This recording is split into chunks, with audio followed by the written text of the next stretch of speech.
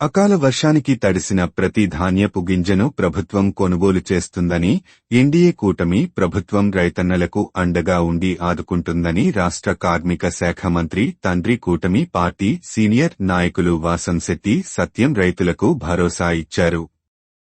గురువారం గంగవరం మండలంలోని పలు గ్రామాల్లోని రైతులను కలిసి వారి సమస్యలపై మాట్లాడారు.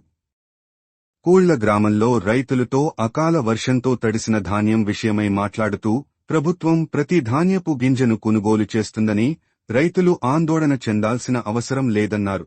ముఖ్యమంత్రి చంద్రబాబు నాయుడు, రాష్ట్ర వ్యవసాయ శాఖ మంత్రి కింజరపు అచ్చెన్నాయుడు, రాష్ట్ర కార్మిక శాఖ మంత్రి వాసంశెట్టి సుభాష్, జిల్లా కలెక్టర్ మహేష్ కుమార్లతో మాట్లాడారని వెల్లడించారు.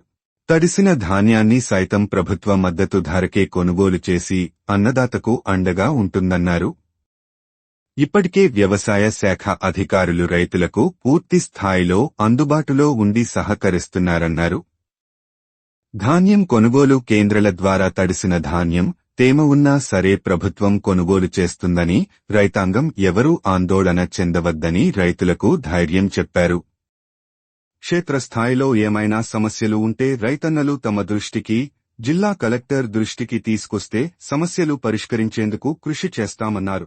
ఆరుగాలం కష్టపడి దేశానికి అన్నం పెడుతున్న అన్నదాతలకు న్యాయం జరుగుతుందని భరోసా ఇచ్చారు.